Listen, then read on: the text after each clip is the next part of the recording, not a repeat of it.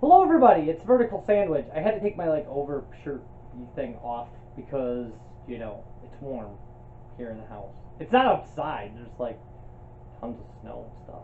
But anyway, so today, and you look up here, it's just like today. Oh, just book reviews. Dreamsnake. Anyway, so today we'll be doing the Hugo Award winner from 1979, Dreamsnake. Which you can't see because, my used copy has that part cut off. And I actually had to rubber cement the spine to read this book. That's how awful the shape that this book was in when I got it. But, who cares? I read it, and it's still intact, and I like it. So, 1979 was the year I was born. Yikes. But Vertical Sandwich, that makes you 40. Yeah, it does. Now that being said, so let's look at the back here. It says the healing poison. Okay. They called the healer Snake, and she bore the name proudly. For the medicine she distilled from the venom of the viper she carried with her was a potent cure, and the soothing power of her other companion, the alien Dreamsnake, banished fear. But the primitive ignorance of those she served killed her Dreamsnake and wrecked her career. For Dreamsnakes were dreadfully rare, and Center would not grant her another. Snake's only hope was to find a new Dreamsnake, and on her quest, she was pursued by two implacable followers, one driven by love, one by fear and need. And Dreamsnake is a brilliantly entertaining book. Okay, so here's what we're going to say about Dreamsnake. This is exactly what you would expect by looking at the cover. Like, you look at the cover and you're like, sexy woman with snakes. That's what you get out of this book. And you're just like, oh, it's pure kind of 70s cheese sci-fi. And maybe it's the best of that. Here's the thing, though. I liked it. I didn't hate it. I liked it. Now, why did I like it? It was an easy read. It was believable. It was fun. It was somewhat strange. Did I kind of hate how hokey it was? No, you should be able to get into that. If you can't get in... if you can't relax with some hokey science fiction, well, then I don't know what to tell you. As long as it's good, as long as it's well crafted and has a good story, what can you possibly care? Not everything is going to be Stand on Zanzibar and Lord of Light. Some things are going to be, hokey. Some things are going to be, I love Kurt Vonnegut. I think Sirens of Titan is hokey as crap. But it's, one of his best known novels. It's his most sci-fi-y novel. Now, that being said, were there some problems with this? Yeah, I actually think that there kind of were. I didn't necessarily love the outcome at the end. I didn't necessarily, you kind of get what you pay for. You go in and you're like, oh, this is kind of cheesy. If and that's what you're going to get. That's what you're going to get. You're going to get kind of cheesy. This is like the 70s rock and roll update for 50 sci-fi stories where everybody lives happily ever after. Well, this is a 70s science fiction story where you don't really believe anything's at stake. Really. And is that a problem? Yeah, it is. I mean, I like the book, but that's a problem. Do the characters seem real? Not really. The characters are kind of caricatures of, it's just that. So let's dive in a little bit, and then we'll talk a little bit more about, so what's going on here is Snake is a healer, and she uses these snakes, and some of them are snakes she's caught. She uses them to inoculate people against disease by altering their biology with medicines and things. She can cure cancer with these snakes. This is definitely in the future. And aliens have visited, but they are incredibly. They've only visited these towns, and they're incredibly hard to deal with. It's impossible to get an audience with them. And the dream snake she uses is something that come from them, and so she can't get another one. They're incredibly rare. They're impossible to try to breed. And dream snakes help people. It helps to kind of relieve pain, and especially the pain and the anxiety of dying. So they're important for a healer, and she loses hers, and it's actually killed. And so she's on a quest to find another one because she can't be a healer without one. And she ends up, it ends up being this rather large quest for her, where she solves multiple problems along the way that she stumbles into. It's very 1950s sci-fi, just with like a sexy lady, which is actually also very 1950s sci-fi. So here we go. She dismounted and led Swift to the dark, clear pool. The mare plunged her muzzle into the water and drank. Even her nostrils were beneath the surface. Snake knelt nearby and cupped water in her hands. It splashed and ran between her fingers, brushing ripples across the pool's surface. The ripples widened and cleared, and Snake could see herself reflected above the black sand. Her face was masked with dust. I looked like a bandit, she thought, or a clown. But the laughter she deserved was of contempt, not joy. Tear tracks streaked the dirt on her face. She touched them, still staring down at her reflection. Snake wished she could forget the past few days, but they would never leave her. She could still feel the dry fragility of Jessie's skin and her light, questioning touch.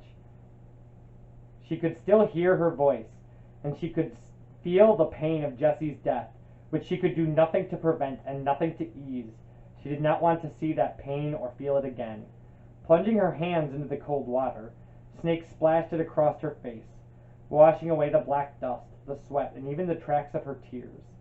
She led Swift quietly along the shore, passing tents and silent campsites where the caravaneers still slept. When she reached Grum's camp, she stopped, but the tent flaps were closed. Snake did not want to awaken the old woman and her grandchildren. Farther back from the shore, Snake could see the horse corral. Squirrel, her tiger pony, stood dozing with Grum's horses. His black and gold coat showed the effects of a week of energetic brushing. He was fat and content, and he no longer favored his shoeless foot.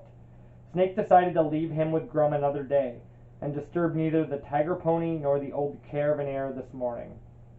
Swift followed Snake along the shore, nibbling occasionally at her hip. Snake scratched the mare behind the ear, where sweat had dried underneath the bridle. Aravin's people had given her a sack of hay cubes for Squirrel, but Grum had been feeding the pony, so the fodder should still be in camp. Food and a good brushing and sleep, that's what we both need, she said to the horse. She had made her camp away from the others, beyond an outcropping of rock, in an area not much favored by the traders. It was safer for people and for her serpents if they were kept apart. Snake rounded the sloping stone ridge. Everything was changed. She had left her bedroll rumpled and slept in, but everything else had still been packed. Now someone had folded her blankets and piled them up, stacked her extra clothes nearby, and laid her cooking utensils in a row in the sand. She frowned and went closer. Healers were regarded with deference and even awe. She had not even thought of asking Grum to watch her belongings as well as her pony. That someone might bother her equipment while she was gone had never even occurred to her. Then she saw that the utensils were dented, the metal plate bent in half, the cup crushed, the spoon twisted. She dropped Swift's reins and hurried to the neat array of her belongings. The folded blankets were slashed and torn. She picked up her clean shirt from the pile of clothing, but it was no longer clean. It had been trampled in the mud at the water's edge. It was old and soft and well-worn, frayed and weak in spots. Her comfortable favorite shirt, now it was ripped up the back, and the sleeves were shredded. It was ruined. So, yeah, a lot of the big mystery in this book is who is, like, attacking her and stealing her things and, like, trying to get at her. And that gets solved at some point. I mean, everything, it's a thing. It's just is it a good story? Yeah, it's a good story. Like, it's a good story. Put your brain on vacation and read this. That's a thing you can do sometimes. Like, is this a masterwork? No, it's okay. It's a fun read. It was a fun read. It was like 320 pages, and it really flew by. I mean, I've read some pulp science fiction before, for fun. That was my first excursions into science fiction were just these kind of, whatever I could pick up at eBay lots that I thought would, pass the time while I was waiting for car repairs or passing breaks at work and stuff. And this is like those. You know, can you enjoy it? Yes. Should you enjoy it? Yes. Should you write your master's thesis on this? No. No. It's okay. It's okay. You know, she goes on an adventure. Like, she goes on an adventure. Is this the far future? Maybe. Is it some alien planet? Maybe. Do you know? Nope. Not at all. Not at all. You know, is this, like, yeah, it's good. It won some awards. It's not a bad book.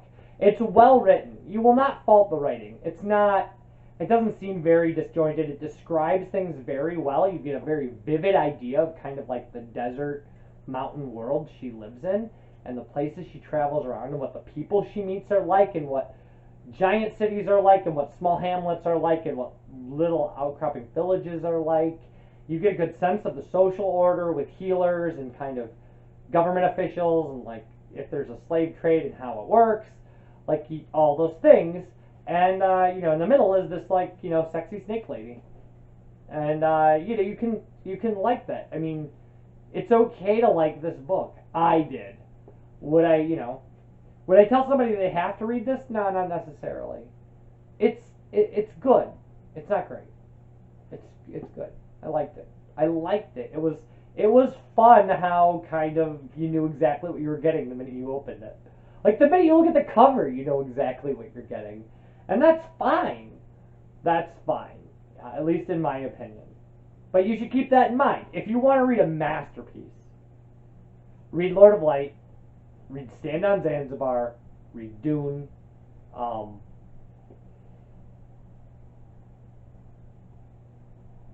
That being said, I liked it. It's not a bad book. So, when we come back, we will be talking about something other than Dreamsnakes. Whatever book we will be talking about does not have a sexy snake lady in it. I will tell you that. So this book is available. Actually, I don't know. This is actually kind of one of those lost, kind of between the cracks Hugo Award winners. I mean, I bought you know, this is a very old paperback copy that I bought used that had been really beat up. So, I mean, I don't know. You're gonna have to buy a used paperback copy. Although it didn't set me back as much as Stand on Zanzibar did. That's the most expensive used book I've ever bought. That being said, you can find this places. It may have been reprinted. It won the Nebula and the Hugo Award. It's not, you know, this is not a footnote in science fiction history. This is, you know, this is a double winner, and not a lot of books did that. So, and I know because I checked the Nebula Award list. So that being said, yeah, you know, wherever you find this, you can buy it. And if you just want to pass an afternoon reading a book that you know is full of good description and kind of an engaging tale that, you know, doesn't really put an entire galaxy at risk or anything, this is not a bad book. It's better than a book about a guy who's a dentist to aliens. It's just not Lord of Light. So with that, you guys take care. Thank you for watching. And when we come back next week, we'll be doing another Hugo Award winner. Bye, everybody.